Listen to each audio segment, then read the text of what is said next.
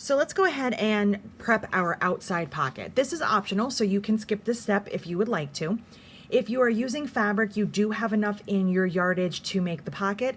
If you are using cork, you would need an additional piece of cork and you'll need a scrap of fabric. So let's start with the fabric option first. This is 12 inches long by 7 inches wide, and it's already interfaced. So you're gonna fold this in half just like so, and you're gonna stitch down here along this edge. That's gonna be your bottom edge. You're gonna use a 1/4 inch seam allowance. Make sure that you backstitch when you start and stop. Then you're gonna take it to the ironing board. You'll turn it right side out and you'll give it a really good press. And then you're gonna top stitch this top edge, this folded edge right here. You can do an 1/8, a 1/4, a double stitch, whatever you would like. And your sides right here are going to stay open. Those raw edges will be hidden by the handles at a later step, so you don't have to worry about finishing those. For the cork option, I have a piece of cork that is 7 inches wide by 6.5 high and a piece of fabric in the same size. The fabric does not have any interfacing to eliminate bulk. Now for the fabric, we folded it in half, but with the cork, we don't want it to get too thick, especially if you're putting this cork pocket on top of a cork outside and cork handles. We don't want it to be too much for your machine. So to eliminate some of the bulk, you're going to add this fabric as the back piece. So you're just going to put these right sides together. So I have my cork and fabric right sides together. It doesn't really matter with this batik. And you're going to sew on the top and bottom edge. These are your 7-inch wide edges. So make sure that you check your measurements before you do your sewing. And you're going to leave the edges here open. Those will be hidden by your handles. So after you get done sewing, you're going to do the same thing, turn it right side out, press it, and top stitch. And I just pick one edge to be the top. The bottom edge is going to get sewn to the bag, so you don't need to top stitch it. And here's a tip for you. You're going to turn your piece completely over, and you're going to stitch with the cork on top. The reason is it's going to prevent the fabric from stretching. So when I sew the top and the bottom edge, my fabric is not going to stretch. If I do it this way, chances are this piece of fabric is going to scoot and stretch on me, and I don't want that to happen. So I'm going to get both of these prepared and top stitched, and then we'll be ready to add them to the bag.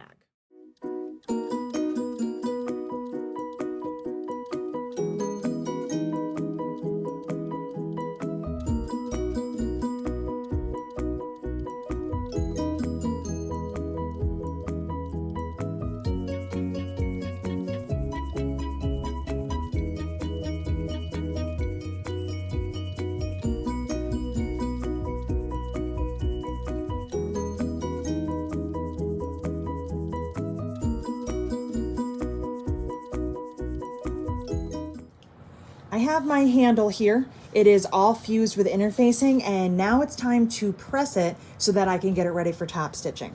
So what I'm going to do is turn it over with the interfacing side up and fold it in half so that it's wrong sides together. And I'm just going to work my way down. For this step, I'm going to turn the steam on my iron off because I don't want to burn my fingers. So I'm just going to work all the way down, folding this in half all the way down the 42-inch long handle. Keep moving as I go and keep ironing so I get a nice crease in the center. And I'm ironing all the way down to the end, even on the ends where there's no interfacing. We're going to include that in this. And then once I get that, I'm going to take this and I'm going to fold each side into this crease. So I'm going to fold that in like so and work my way down. And then I'm going to come back and fold this other one in as well.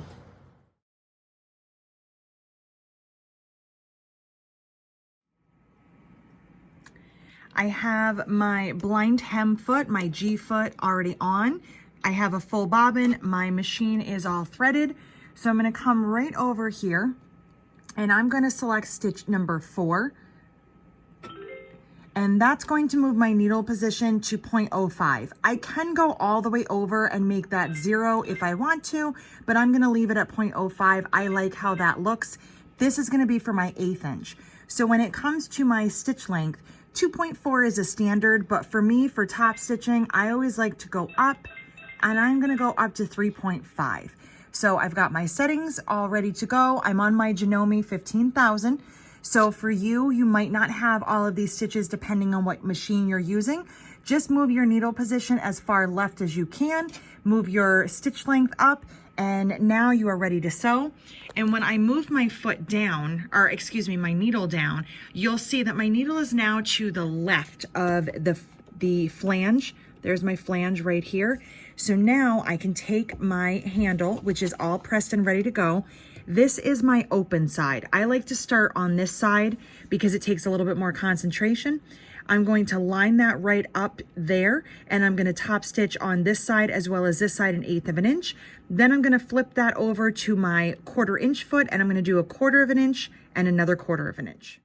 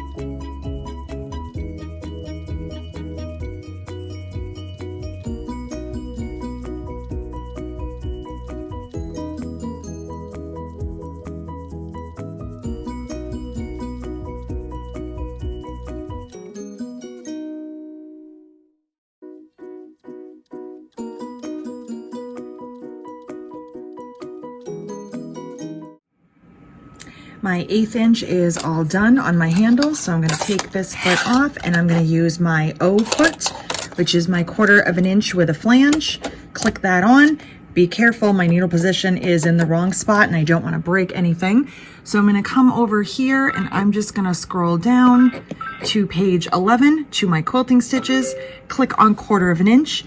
Down here, it's at 8.3, so I'm going to move mine over to 9. I like a little bit tighter 1/4 of an inch. And I'm going to increase my stitch length again to 3.5. I'm good to go and ready. Now I'm ready to do my other side of my handles with my 1/4 of an inch.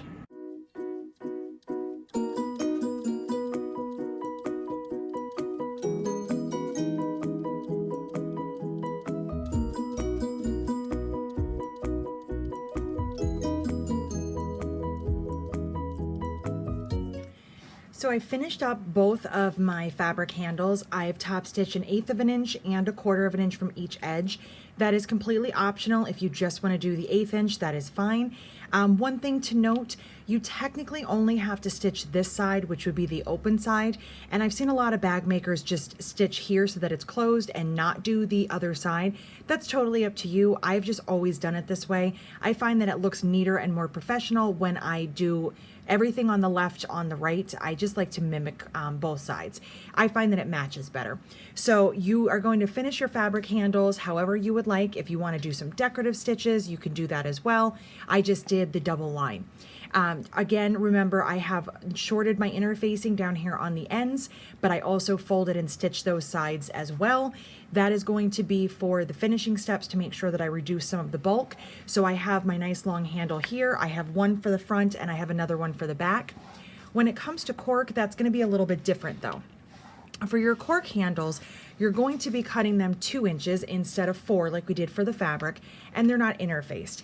And what you're going to do is you actually have 4 strips, so you're going to be sewing 2 sets of 2. I just went ahead and sewed these together using 1/4 of an inch seam.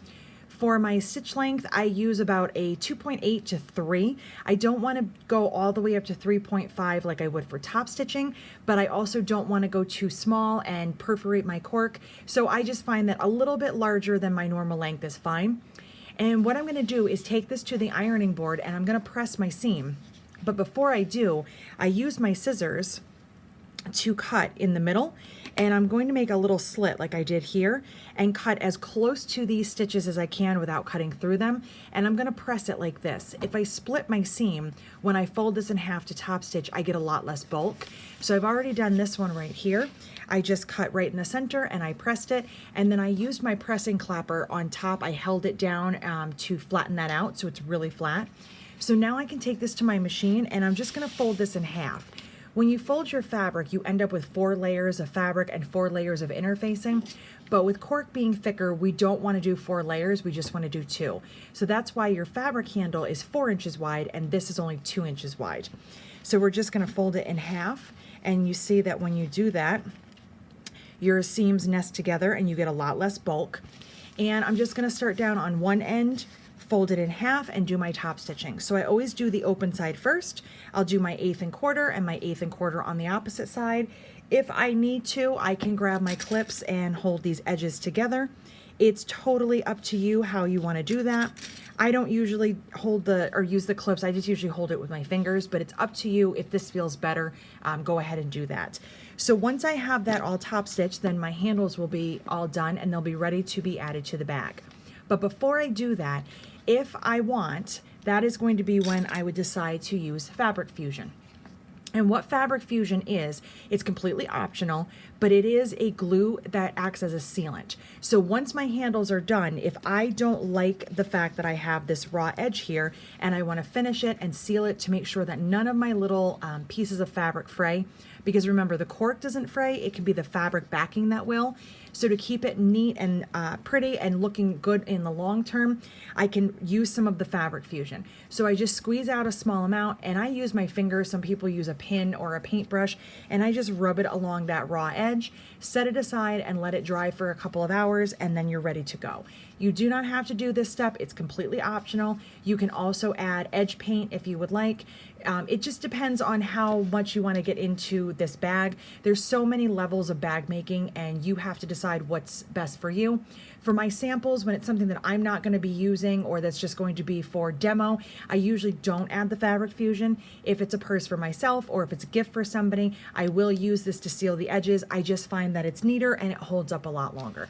So I'm going to take all of my handles here over to the sewing machine and do my top stitching.